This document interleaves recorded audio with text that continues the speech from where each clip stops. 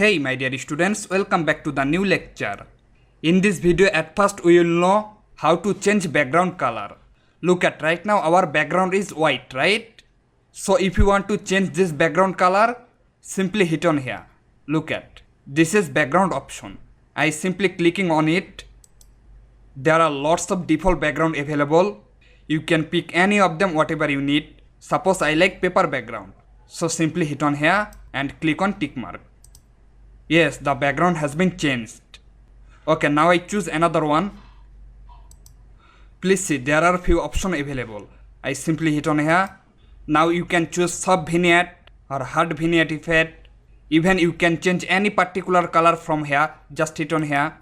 Suppose this time I like yellow. Now click on here.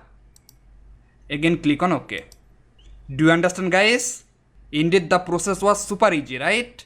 So I hope in this way you may use any type of background whatever you need.